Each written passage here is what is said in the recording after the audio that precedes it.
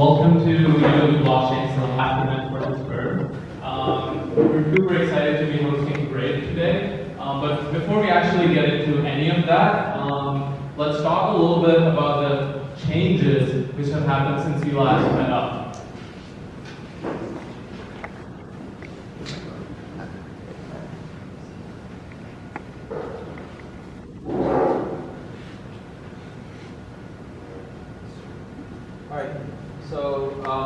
Since last time, Blockchain LLC is a company, and they have bought over 60,000 acres of land in Nevada, so they can actually create a blockchain city. So the idea behind this is that they're able to test out, blockchain and its real-world uses in government and just day-to-day transactions, where most cities would not be able to do it.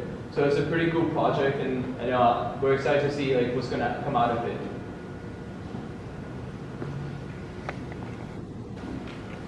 So I want to talk about NASDAQ, which is the second largest public exchange. So they announced that they're partnering with an investment firm to launch a Bitcoin futures contract in early 2019. So anyways, how it works is that you agree to sell or buy Bitcoin at the current price at a future date. And this is important for a couple of reasons, for investors at least. So first of all, this has happened twice before. The first time there was a Bitcoin futures contract released, the price of Bitcoin went up about 10%, presumably because of increased attention on Bitcoin when this product was released. And then also, this is important in certain markets where Bitcoin is not allowed to be traded. So since this is a futures contract that relies on Bitcoin, but it's not actually trading Bitcoin, this can still be allowed in certain markets. And also, for those concerned about regulation in Bitcoin, this product is sold on a regulated market, on a regulated exchange, so that also addresses some people's concern.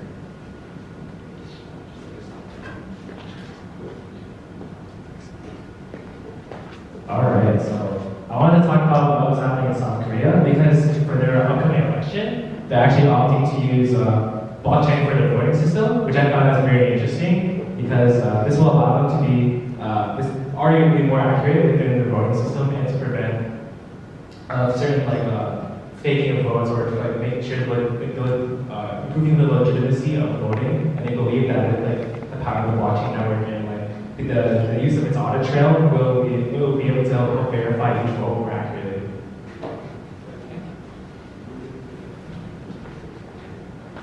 That's all really interesting. Okay, back to topic now though. So today we're going to be discussing advertising, blockchain, and privacy with Brave. So we're super excited to be hosting, firstly, Brian Bondy. He's the co-founder and CTO of Brave. He owns a puppy, a red tricolor bar collie actually named Leia, and yes, that is after Star Wars. He has a black belt in karate, so you don't really want to mess with him. And he has two cats named Sophie and Lil, and he actually thought that Lil was a girl until 1 year after they had it, so I don't know how that happens. Secondly, we have Aubrey Hughes. He's the senior engineer and manager at Brave. He loves to read a lot. His Goodreads profile probably has hundreds of books he's already read. He wrote the MetaMask wallet configuration for Brave over here at Waterloo at the hackathon in 2 days. And he likes to play, I meant to change that to soccer, the real football. That's my bad. Okay. So I'm going to hand over to Brian now.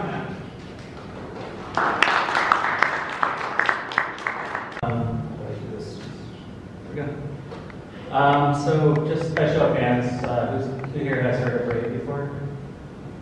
Almost everyone. Okay, that's cool. And basic attention token, who's heard of that? 3/4. And Brendan Knight, does anyone know the name Brendan Knight?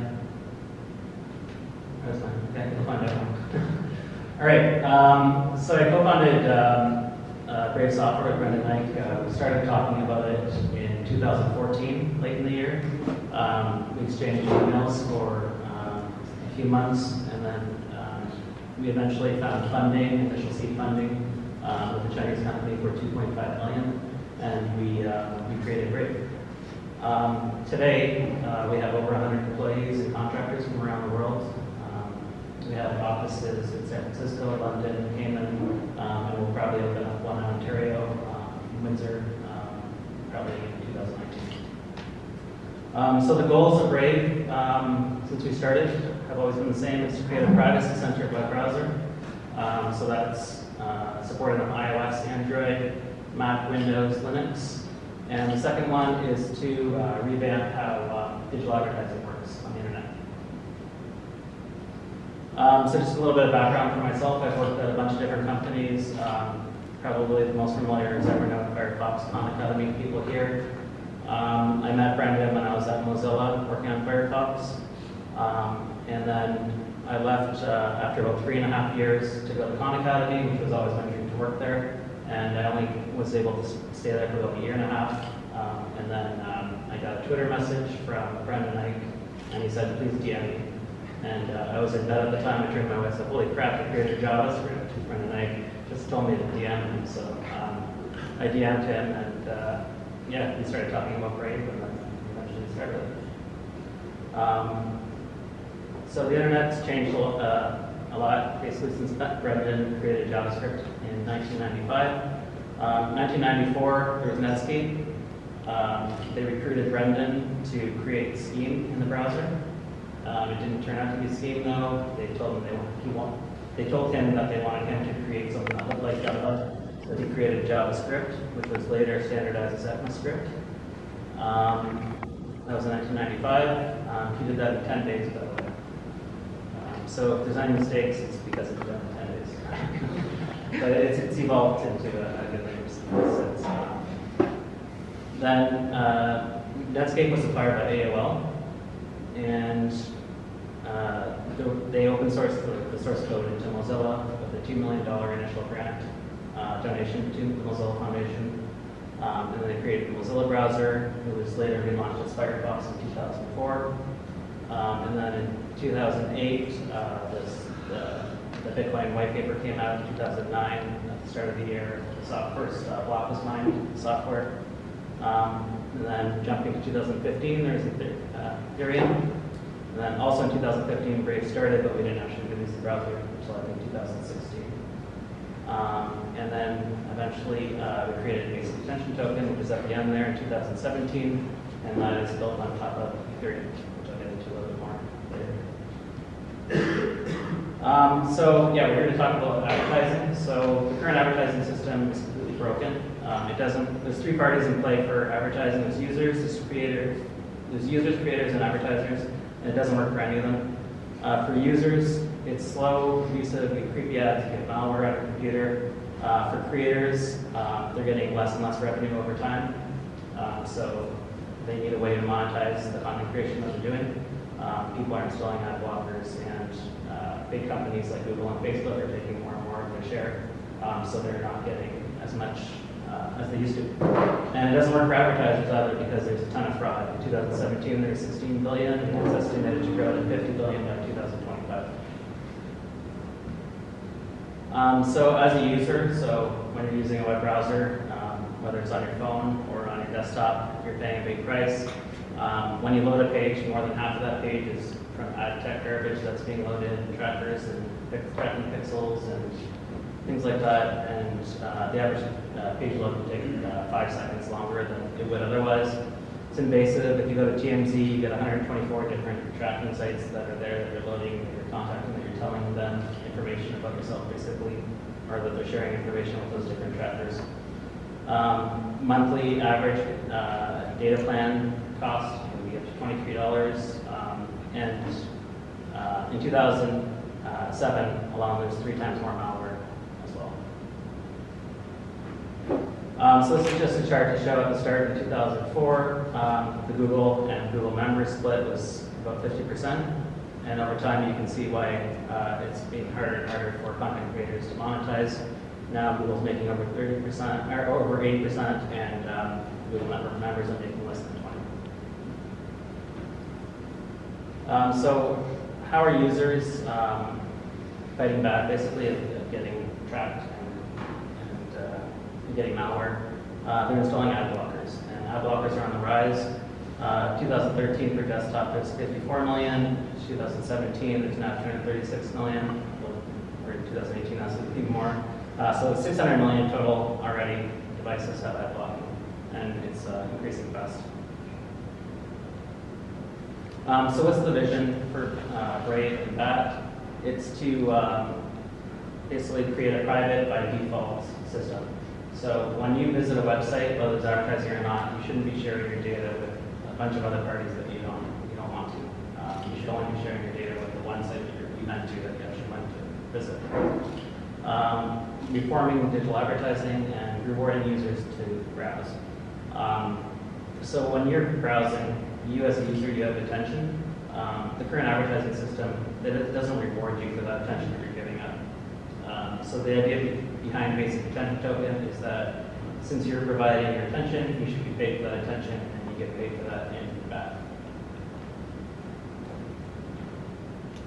So we created Brave, so 2 times faster on mobile, 2 times faster on desktop. A big difference is that if you install Brave, everything's blocked by default. You can opt into ads if you want to, but by default when you install, it's off. And you would want to because you might want to earn that by doing so. It stops malware, ransomware, and eliminates cost to download ads and trackers as well. So here's a side-by-side. We got Chrome on the left and Brave on the right, loaded from the same website, tmz.com. And you can see the difference of all the things that are loaded based on the different parties that are involved. On the right, you'll see it's only tmz.com and the CDNs and some Google fonts that we go through. So by default, we're able to do things a lot faster, load pages a lot faster, because exactly because of this, we're doing less work because we're not involved in other factors.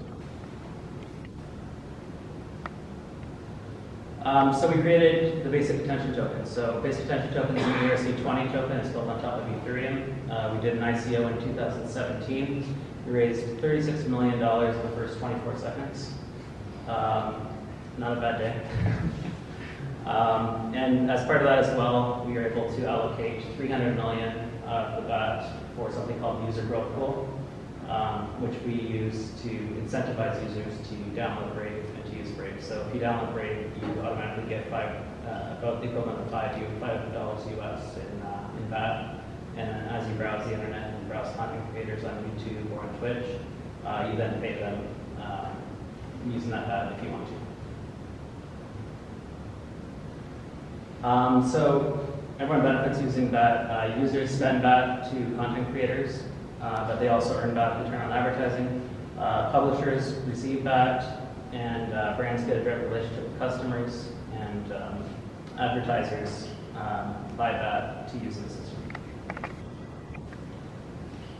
So this is like the desktop browser, how it looks. You know, for URL bar, the first icon is for Brave Shields, and the second icon is for BAT. For Brave Rewards. So when you click it, that comes up, and you can turn on Brave Rewards right there. It's off by default though. When you do, you'll see right there, as soon as you turn it on first, there's no animations in this, but you would get like a notice basically that you got free BAT for downloading Brave. After that, it goes to the screen, and you can tip any content creator that you're on. So in this case, we're on a YouTube site, so it's not going to tip the website YouTube, it's going to tip the actual content creators inside YouTube. But also, if you went to your personal site, you can sign up for that as well, and you can get tips for your personal site as well from users. So there's 2 modes. There's one, you can tip people right now by donating to them right now, or you can set it as recurring and just let it take funds from the BAT that you have every month based on your browsing history and how much you visit each one. So there's 2 types of ads that we have. There's user ads and publisher ads. So user ads, there's only 2 parties involved, Brave and the user. The publisher ads, there's 3 parties. There's the publisher, there's Brave, and there's the user as well. So with user ads, the way that Brave will monetize is that we'll get 30% of revenue share. Users, you as a user, by turning on the ads, you get 70%. And again, this is off by default. And the thing to remember too, these ads are from a manifest that exists on your local device. No data about about your interests are sent to any server, which is a big contrast to how advertising is today. Local machine learning would tell us what the interests are. The browser knows basically anything that Google would know, plus a lot more. Second type of ad is publisher ads. Not only does the user have to opt in, but a publisher has to opt in as well. So it's off by default for publishers. But if the publisher wants to, they can suggest that ads be shown if the user has it enabled. And in which case, the publisher gets 70% of that revenue. User gets 15, Brave gets 15 in that case. That's a user level ad, so you can see, again, there's no animation, but you can see there's a little notification at the top that comes up. Once you click it, then the tab will open up right there, and it'll show like a full page. Which is not very basic. This is how a publisher ad would look, just very similar to how advertising would look on the internet today. So we're building a lot of momentum. This is as of August. There's 4 million monthly active users. I think we're at 1.2 million daily active users. The split is about 80% on mobile, 20% on desktop. Over 400,000 back wallets, 21,000 verified publishers, 14,000 YouTube creators, 260 million, which have 260 million subscribers. Partners with Dow Jones Media Group, and some big YouTube stars like Burt Baker and Gordon Franco. And here's just projected growth. The goal for this year was by the end of the year to get to 5 million, which I believe we're at now.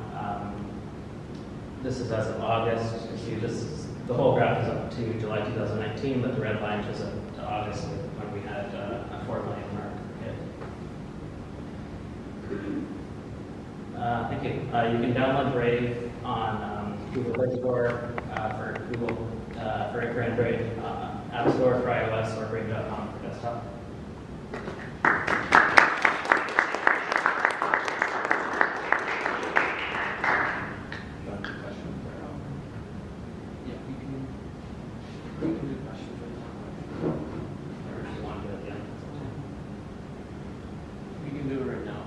Does anyone have any questions at all? So the user ads that you mentioned, you said that they come from Brave directly to the user, right? Yeah. So like, what sort of ads are those? Like a publisher can choose to put ads on their website, just like people who visit that will view it, right? And that's like presumably that's linked to their interest. But like the full page ad that just pops up, like what's that usually about? So any kind of content creator can register for ads. Aubrey will probably be able to tell you better than he's exactly what he's working on.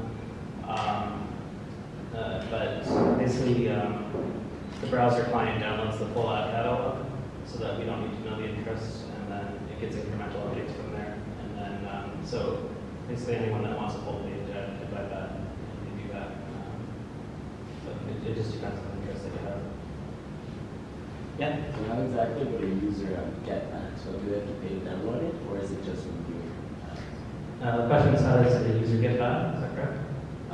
So one way is just they get free grants from the user growth pool. Like I mentioned, there's 300 million bats to give out to users by using it. So that's one way.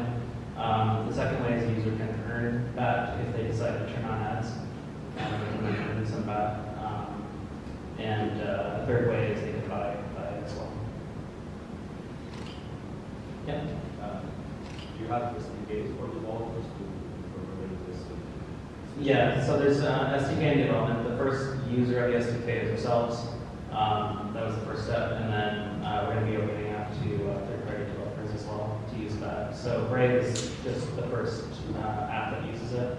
There'll be others as well. We'll say that one of the methods for BAT acquisition by users is buying BAT. Are you talking about buying BAT from you or buying it on like a cryptocurrency marketplace? We don't currently sell it ourselves, so on a cryptocurrency exchange, we can buy that to use in the system. So if the user, I'm sorry, if the user decides to turn on advertising to watch them, yeah, So who is paying him? The publisher? Because is the publisher buying bat and put it in that pool and then the user is paid, or how actually it works? It goes through Brave today, but we do want to get to peer-to-peer in the future. So advertisers buy the creatives from Brave, basically for placement, and then Brave pays out to the publishers. And those 300 million, I didn't pay attention because you did the initial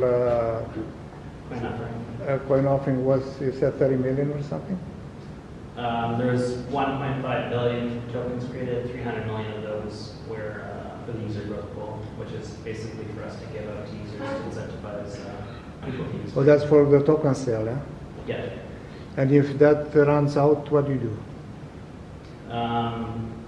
It's not going to run out for a very long time. So, yeah, it's not. It's basically to help growth, but it's not the only thing that creates growth.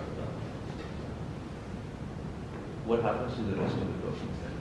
From the 1.5 billion, 300 are in the users pool, right? Yeah, so 300 million were in the user growth pool, 200 million is in the development pool, which is used for development, and 1 billion of that was part of the ICO, which people purchased with Ethereum to Brave.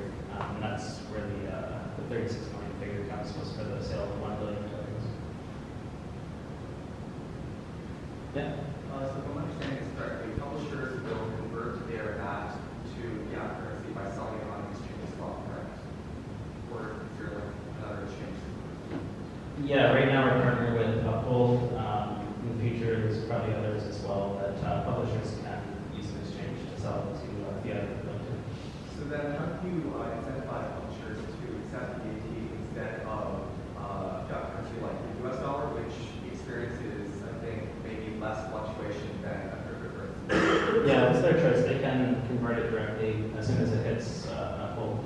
Like, I'm not sure, but I'm pretty sure that by default it'll go to bat, but they can select for it to by default get converted to fiat right away.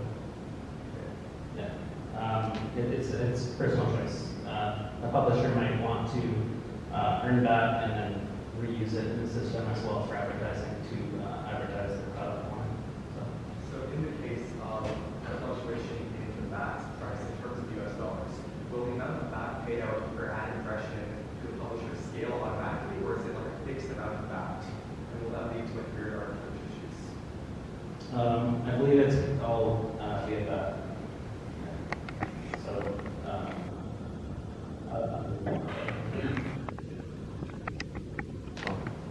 I have a question about your software and like app logging and privacy trackers. So is that something you guys develop on your own and it's proprietary and drastically different from something found like, let's say, you know, Chrome or Mozilla? Like I personally use Mozilla with privacy grabs and uBlocker is installed, and I found that I try to upgrade on the reputation on them, and I found out to use like significantly lesser resources. you found that Brave does, or that Yeah, Mozilla has Brave. Mozilla has less resources? Yeah, I found like Brave Okay. every front end. I see. Okay. You might have, we redid the desktop browser recently into something called Brave Core, which you might want to try. It's a Chromium-based native front, so it uses a significant less amount of resources than. No, but my question was, so could you like tell us more about the, like, is your software for app logging and privacy tracking different from the ones that are used? I see. We use our own implementation of ad blocking library that I wrote. It's open source, github.com/brave/ad-block. The difference between other blockers is that it's native written in C++, so it's more performant. The only thing that other ad blockers can do is create it as an extension, therefore they're gated inside the world of JavaScript only. Another advantage that we have is that it's on the I/O thread that we can do all the blocking, so it doesn't need to, there's no thread message passing that needs to happen. So there's performance gains that we can do that they can. But we also do things like fingerprint blocking, tracking protection, things like disconnect does. Coin mining blocking, you're one of the first people to offer that as well. Yeah, so we're basically innovating more and more in different tracking things. And the difference is that you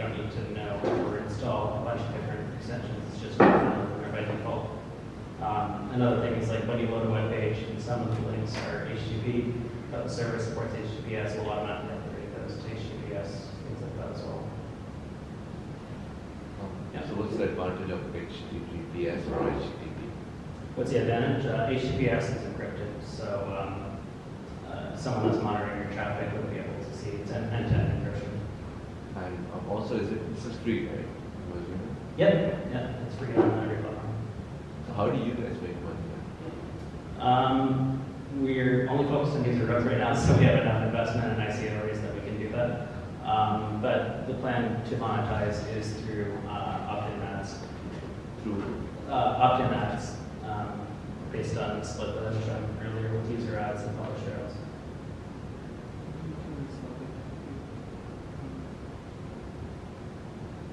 These two. So that's the user ads and that's the publisher ads. Is all the project open source? Yeah, everything is open source, github.com/brave. So you have like some technological innovation that's special, or there are competition that differentiates you. You are the first mover, yeah? So you have like a... Yeah, like you could say that like ad blockers, for example, and different extensions like that are competing features, but I don't know others that are offering like the whole browser that we can bundle them by default. And there's some advantages that we can do by having native, and we have more control that we can run both machine learning things that you couldn't do via an extension because the APIs aren't strong enough. Yeah. One of the problems that I was experiencing with Brave and using it as like a desktop browser is the fact that compared to Chrome, there are not many extensions available. Are there any? Yeah, so the original Brave that we did was based on Electron, which we then forked into something called Muon. We rewrote that because of, one of the main reasons was because of lack of extension support, so it was really hard to add. We only had like 5 or 6 extensions supported. Since then, we rewrote it on top of Chromium, and we support every extension the same as Chrome does. It's not until the December 6th update that the old users of the old browser will get updated, but if you go to brave.com and download